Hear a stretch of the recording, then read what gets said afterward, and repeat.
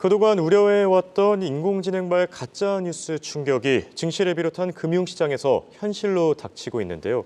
실제로 어제는 미국의 국방부 청사인 펜타곤이 폭파됐다라는 이 가짜뉴스로 인해 한때 주가가 출렁거리는 사태가 발생하기도 했습니다.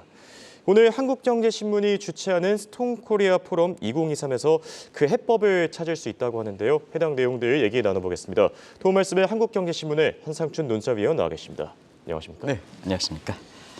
네, 정말 생각하고 싶지 않은 상황입니다만 어제 미국 국방부 청사인 펜타곤이 폭파됐다는 소식에 이 미국 증시가 출렁거리기도 했습니다. 뒤늦게 이슈가 되고 있는데 가짜뉴스 정말 심각한 것 같습니다. 네, 어제 저도 방송을 준비하기 위해서 12시쯤인가요? 그때 이 소식을 들었습니다는 너무 엄청난 일이기 때문에 시청자한테 전해드리는 것이 맞는 건가 하는 말씀 개인적으로 이렇게 궁금한 중에 사실 다른 이렇게 주제 가지고 다뤄드렸습니다는 사실 그 펜타곤 가짜 뉴스가 지금 일파만파 대책적인 측면에서 굉장히 관심이 되는 것 같습니다. 월가도 마찬가지로 이 생성형 인공지능 AI 가짜 뉴스에 대해서 이 금융시장에 미치는 충격 어떻게 대처할 것이냐 하는 이 점이 지금 뒤늦게 그 화두가 되고 있는데요. 그 내용들은 뭐 시청자 여러분 잘 아실 겁니다. 어제 그 AI발 가짜뉴스 펜타곤이 폭파됐다. 경우에 따라서는 100억 건도 폭파됐다는 뉴스가 트위터, 일론 머스크에서 여러 가지로 좀 이렇게 지금 정치권에서는 골치 아픈 얘기거든요. 그래서 일론 머스크가 이렇게 인수했던 트위터를 통해서 역시 일파만파 확대되는 모습입니다. 특히 러시아라든가 이런 데에서 잡히는 것은 트위터에서 이렇게 잡힌 뉴스 가지고 이렇게 되는데요. 사실 미국 내에서도 블룸버그 통신 같은 경우에는 바이든 정부의 어떻게 보면 대항적인 친트럼프계 아닙니까? 그래서 이 블룸버그에서도 이 뉴스를 크게 다룬 마치 진짜 뉴스 것처럼 다뤘던 이 문제가 정계에서도 상당히 또 앞으로 바이든 정부와의 어떤 갈등 문제 이런 것도 좀 영향을 받을 거로 이렇게 보이는데요. 어제는 그 장중에서 사실 그 다우와 S&P 지수가 떨어지는 요인에 있어서는 사실 매파적인 그 발언 이외에도 이 가짜 뉴스에서 충격을 받은 것이 어제 그 장중한 때 모습이었고요. 오늘은 뭐 부채 협상 지연과 함께 이 문제가 본격적으로 뉴욕 증시에 영향을 미쳤다 이렇게 보겠습니다. 그래서 그 가짜 뉴스는 이 AI에 관련된 인공지능과 관련되는 것은 한국경제신문에 아주 가장 훌륭한 전문가가 있는데요. AI 경제연구소의 안현실 박사가 있는데요. 이분이 이제 가끔 그 제 앞자리에 있기 때문에 저도 이쪽 분야에 생소하기 때문에 자꾸 좀 얘기를 합니다. 근데 인공지능은 사실 그 허위 지식이 쌓일 때는 더 무섭게 된다. 진짜 그 데이터가 들어가서 학습이 돼야 되는데 가짜 뉴스가 쌓이면 굉장히 생성하게 될 때는 엄청난 허위 세계가 온다 하는 이런 것을 그렇게 되는데 오늘 증시적인 측면에서 오늘 월가에서 페이퍼들이 나올 때 그런 걸 보겠습니다. 자, 어제 펜타곤이 폭파됐다. 저도 시청자 여러분한테 엄청난 뉴스이기 때문에 이런 사실이 발생할까 했을 땐 정규부포상의 맨 꼬리에 해당되는 이게 발생했을까? 정규부포 맨 꼬리에 해당되는 롱테일 리스크입니다. 근데 앞으로 AI 가짜 뉴스가 자꾸 번복되면 그것이 테일리스크가 되는 거죠. 조금 이제 희귀성이 떨어지는 거죠. 그러면 앞으로 이런 문제에서 계속해서 뭐 러시아라든가 중국이라든가 북한이 이런 AI 가지고 가짜 뉴스를 생성될 때는 사실 이것이 두터운 테일리스크가 된다는 얘기입니다. 그리고 이것이 사실 AI 관련된 이런 그 펜타곤뿐만 아니라 선거라든가 이런 게 될 땐 가짜 뉴스에서 국민의 여론이 완전히 디스플레이되는 이런 쪽이 될 수가 있는 것이 바로 이런 과정이든 롱테일 리스크에서 테일 리스크에서 패테일 리스크 내지는 정규분포상의 에버리지의 익스펙테이션 에버리지의 아주 중간에 자리 잡는 일상화되는 이런 쪽의 모습이 되지 않느냐 하는 이런 쪽의 얘기들이 나오거든요. 그러면 이걸 리스크 관점에서는 보겠습니다. 자, 가짜 뉴스가 반복된다. 그러면 어떠냐? 전부 금융사가 지금 디지털로 바뀌고 AI로 바뀌는데요. 그 뉴스 자체가 가짜 뉴스에서 훈련된 모습에 의해서 나오는 페이퍼라 하면 결국은 금융기관의 신뢰성 떨어지고 금융상품에 대한 신뢰성 떨어지고 내 자산 문제에서 투자 수단이 되는 모든 주식과 채권에 대한 신뢰성이 떨어지게 되는 거거든요. 그러면 금융기관을 이렇게 된다. 자, 금융기관이 디지털 비중을 지금 높이고 있는데요. 긍정적 측면이 있습니다는 이렇게 학습에서 잘못된 학습에서 이렇게 되면 오히려 고객들을 쫓아내는 금융 노마드 현상이 발생하는 거거든요. 자, 오늘 3대 지수가 떨어졌습니다. 예. 10년물 국채 금리는 국채 금리는 떨어졌습니다. 가격은 올라갔습니다. 달러 인덱스는 상대적으로 올라갔습니다. 안전자산은 이렇게 좀 높아지고 그다음에 위험자산은 떨어졌습니다. 왜 그런 현상이 발생했을까? 금융 노마드 현상이 대해서는 아무래도 리스크가 큰 위험자산에서 떨어질 수 있거든요. 예. 그래서 3대 지수가 어제는 3대 지수별로 혼재서를 보였습니다는 나스닥이 올랐습니다는 사실 지금은 3대 지수가 오늘은 동반 하락됐던 것도 월가에서 이 가짜 뉴스에 대한 분석이 뒤늦게 3대 지수가 전부 떨어졌죠. 예. 특히 나스닥 지수가 좀 비교적 큰 폭으로 떨어졌을 겁니다. 이렇게 되는 모습이 뒤늦게 월가에 미치면서 이것이 앞으로 금융사라든가 증권사가 우리나라는 마치 디지털이 아니면 디지털에 속하지 않으면 그 사람 뭐 이러는 게 아니다 이렇게 하지만 사실 디지털에 주는 명함 같은 거 이런 것이 오히려 디지털 비중이 높을수록 고객의 편리성을 주는 게 아니라 신뢰를 주지 못한다. 그러면 오히려 고객을 쫓아내는 현상이 되지 않느냐 하는 것이 오늘 뉴욕 증시에서 처음으로 나타났다 이렇게 보시면 됐습니다. 예. 말씀을 듣다 보니까 AI발 가짜뉴스 정말 심각한 문제가 아닌가 싶은데요. 네. 물론 가짜뉴스긴 했지만 펜타곤이 폭파됐다 이런 소식이 나올수록 각국은 방위비 지출을 예전보다 더 많이 할 수밖에 없을 것 같은데요. 실제로도 그러고 있지 않습니까? 네. 미국의 국방부 청사 펜타곤이 사실 폭파됐다는 것은 예. 그 자체가 가짜뉴스긴 하지만 각국에 주는 어떻게 보면 대응적인 측면에서 주는 어떤 파급력은 굉장히 큰 겁니다. 예.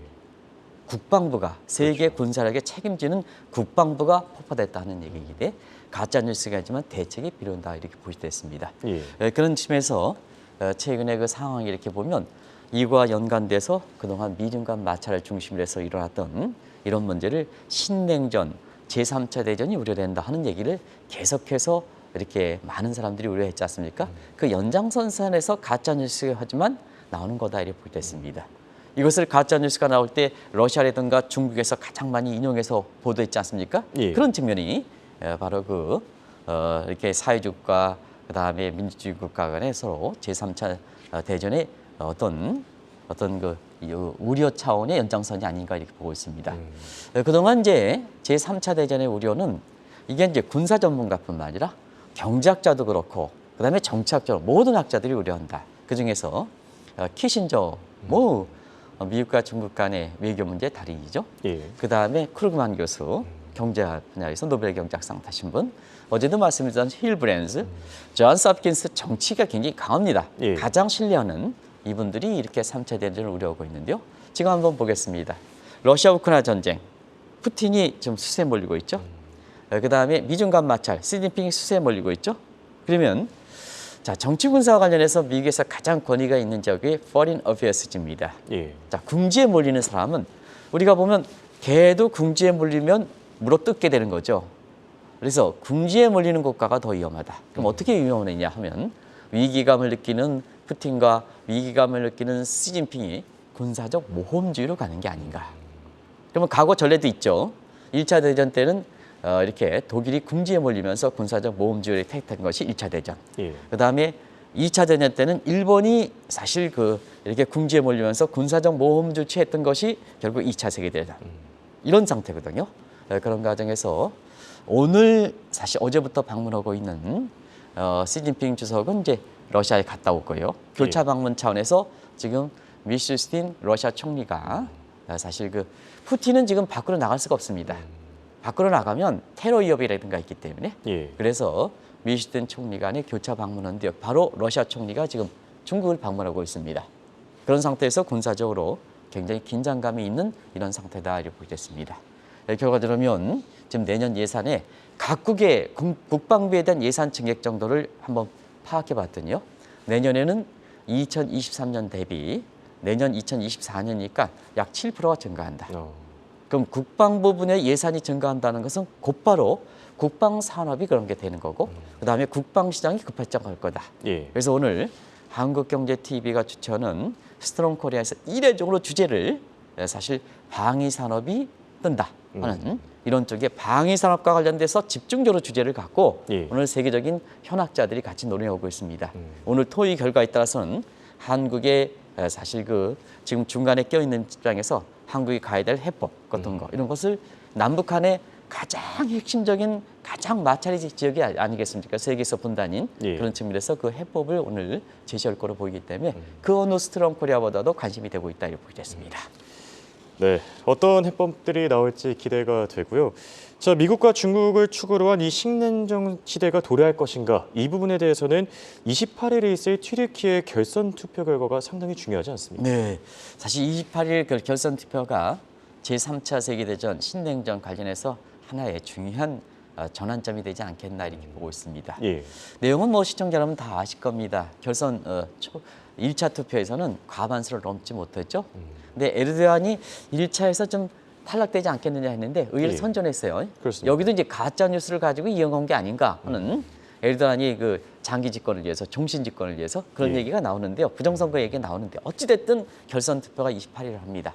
여기는 한 표만 넘기면 대통령이 당선됩니다.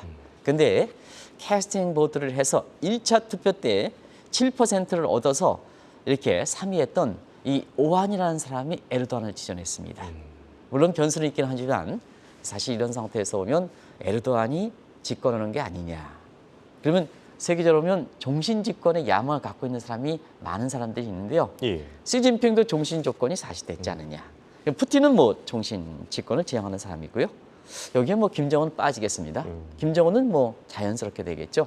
이런 상태에서 강성 이미지를 갖고 있는 사람들이 종신 집권을 모색한다 이렇게 보겠습니다. 결국 종신 집권은 대외 관계라든가 이런 측면에서 지속 가능하다는 얘기거든요. 예. 그런 측면에서 에르도안이 이번에 종신 집권에 성공할 경우에는 어떻게 될 것이냐 하는 측면에서는 에르도안은 초기에 집권할 때는 실용적이다 하지만 지금 상태에서는 오히려 시진핑, 푸틴과 연합을 해서 반미 이렇게 연대 체제를 구축하고 있는 이런 상태입니다.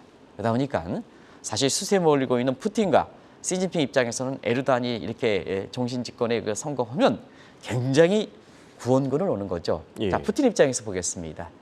튀르키예를 중간 지도로 해서 이렇게 러시아가 가장 원하는 것이 지중해 이렇게 교두보를 진출하는 거거든요. 예. 그런 측면에서는 지중해 교두보를 이렇게 찾지 않겠느냐. 그러면 시진핑도 지금 파키스탄, 그 다음에 스리랑카, 터키, 이태리는 탈퇴. 그래서 이게 1대1의 계획인데요. 최근에 보면 상당히 주춤하지 않습니까? 예. 그럼 트르키 안에 에르도안을 강한 후원군을 얻는다면 1대1로 계획이 좀 다시 부활하지 않겠느냐. 이런 쪽에서 사실 28일 트르키의 결선 투표는 굉장히 관심이 되고 있다 이렇게 보겠습니다. 결과적으로 보면 신냉전 3차 대전 무르익게 하는데요. 각국 간의 군사비가 증가하는 것도 이 결과에 따라서도 상당 부분 국민들을 설득시킬 때, 각국에서 국민들이 설득시킬 때 굉장히 중요한 어떤 변수가 되지 않겠나 이렇게 보고 있습니다. 네. 얘기해 주신 대로 물론 군사적 측면에서 이 방위지 지출이 늘어날 수밖에 없을 것 같습니다. 그런데 군사적 측면 아니라 경제적 차원에서도 늘어날 요인이 있다고요? 네, 지금은 뉴노멀 환경입니다. 예. 과거에는 지정학적 위험하면 정치 군사적인 측면이죠. 그렇죠. 그런데 지금은 안보와 경제를 뗄래야 뗄 수가 없다. 그런 측면에서 지오폴리티컬 지정학적 위험이 지금 지오 이코노믹이라는 새로운 용어가 있고 있습니다. 그래서 지정학적이라는 것은 뭐 시청자 여러분 아시겠습니다. 영어로 지오폴리티컬에서 지오놀로지 플러스 폴리티컬의 합성어다 이렇게 보시면 되는데요. 오히려 이 지정학적 위험보다는 지경학적 위험이 지금은 더 큰 위험으로 등장하고 있다고 보겠습니다. 그래서 지오 이코노믹은 지오놀로지 플러스 이코노믹스의 합성어다 이렇게 보겠습니다. 그런 측면에서 지경학적 위험이 뭘까? 지금 예. 많이 거는 것은 안보와 경제를 분리할 수 없다. 아마 이 대목은 2016년, 2010년 트럼프가 예. 사실 대선 과정이라든가 아니면은 대선에서 확정된 이후에 미중 간 마찰 과정에서 지오 이코노믹스라는 한국경제 TV를 통해서 공교롭게도 그때 2010년 문재인 정부가 출범했을 때 이 얘기를 했습니다. 안보와 경제는 분리할 수 없다. 근데 그때 당시에 한국경제 TV의 그 힘이 약해서 그런지 이걸 문재인 정부가 수용하지 못했습니다. 그래서 안보와 경제와 결부되어 있는 지오 이코노믹의 가장 이렇게 달리 갔던 정책이 문재인 정부의 안보는 미국의, 경제는 중국의, 안보와 경제를 분려는 이 시각입니다. 이 시각입니다. 근데 그런 것이 사실은 세계적 트렌드에 쫓아가지 못한 상태에서 한국이 중간전적인 샌드위치 결론에 가장 결정적 요인을 했던 거고, 지금 뒤늦게 이걸 헤쳐가는 과정에서 여러 가지 정적으로 군사적으로 우리가 부담이 있는 거다 이렇게 보시면 됐습니다. 지금 상태에서는 세계적으로 보면 지오폴리티컬 리스크 이 지수를 산출하는 것보다는 지오 이코노믹 인덱스를 산출하는 것이 새로운 방식이다 이렇게 이제 보시면 되겠는데요. 결과적으로 보면 지금의 3차 신냉전을 이렇게 얘기하고 있는 주도하고 있는 미중 간 이렇게 마찰에서 보면 전부 안보와 경제를 합산시켜서 모든 게 나오지 않습니까? 그걸 지금부터 한번 사례를 보시겠습니다.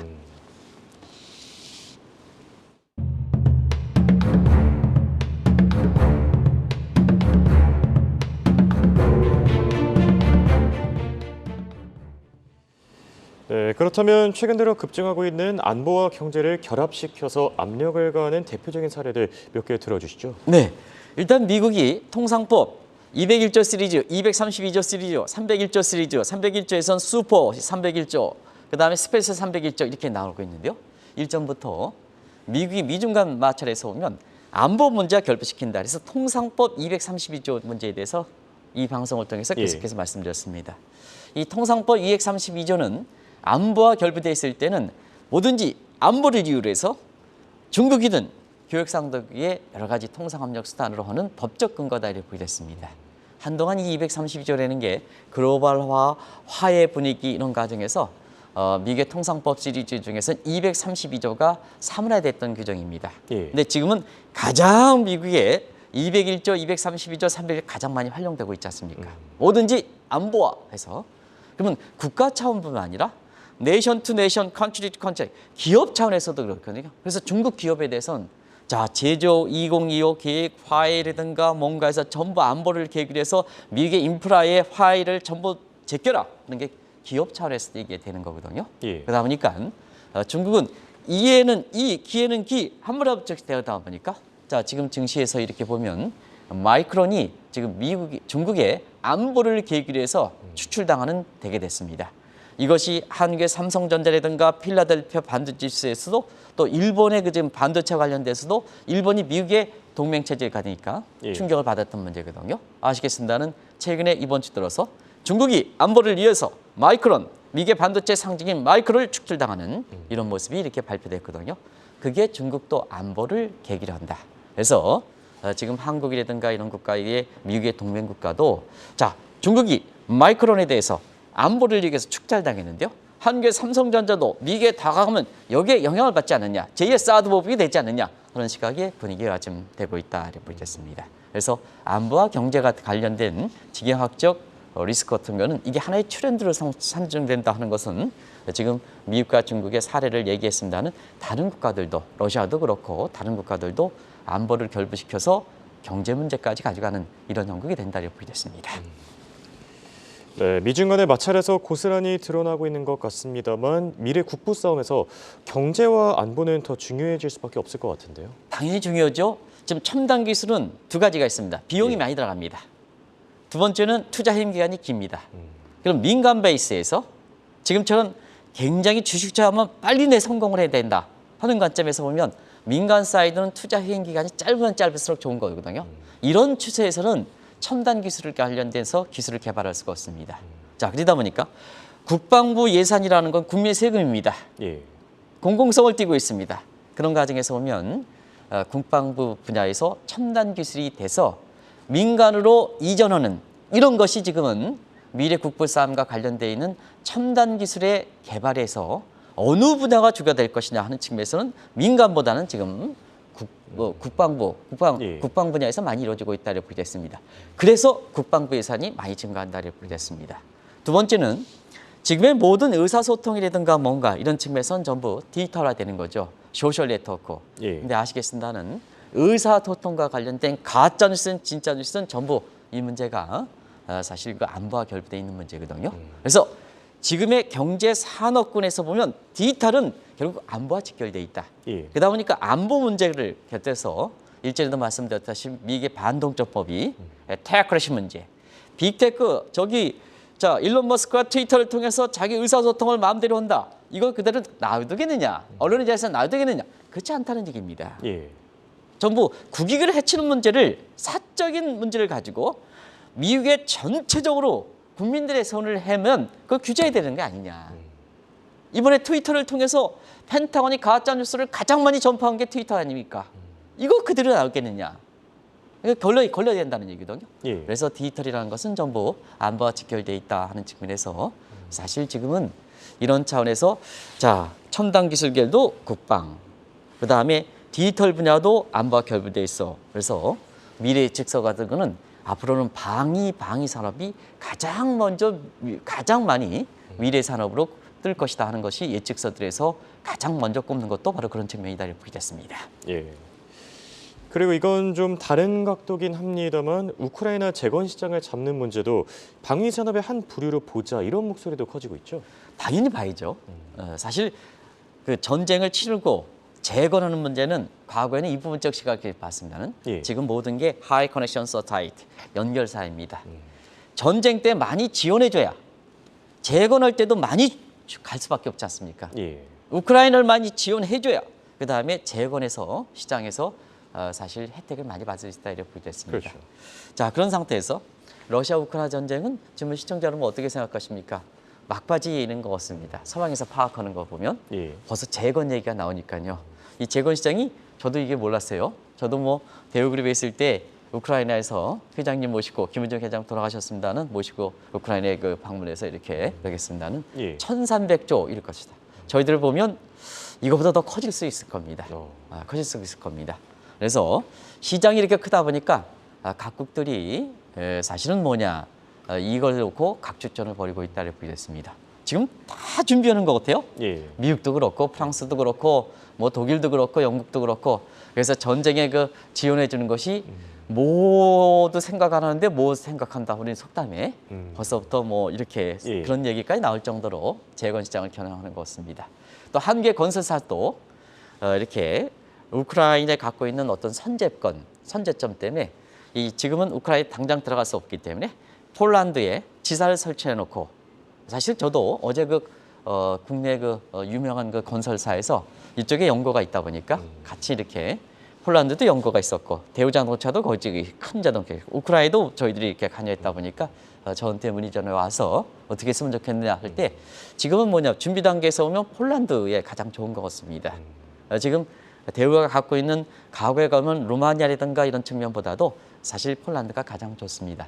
그래서 폴란드에 그 지사를 설치해서 준비하는 단계다 이렇게 됐습니다. 예. 그래서 재건 시장의 각축장을 우크라이나 관련된 제2의 전쟁이다 치는 것도 이 특수가 굉장히 크다 이렇게 됐습니다.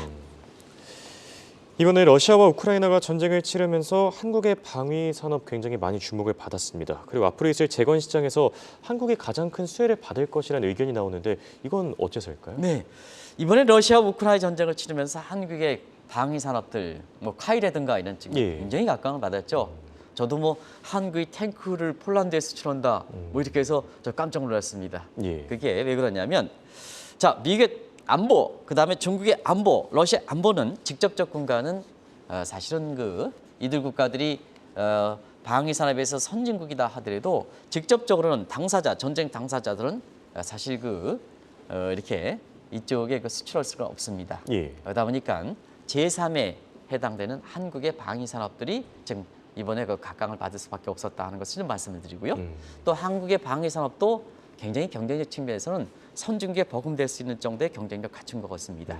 이번에 수출을 통해서 또 그걸 사용하는 사람들 해외에서 평가를 보면 굉장히 경쟁적 측면에서는 굉장히 높은 지위에 왔다 이렇게 보겠습니다. 그래서 앞으로 이런 일이 발생하지 않아야 되겠습니다는 이렇게 신냉정, 제3 전쟁 이렇게 얘기되면 한국의 방위 산업 같은 경우는 각광을 받겠다 하는 것을 말씀드리고 재건 시장에서는 대우의 힘입니다.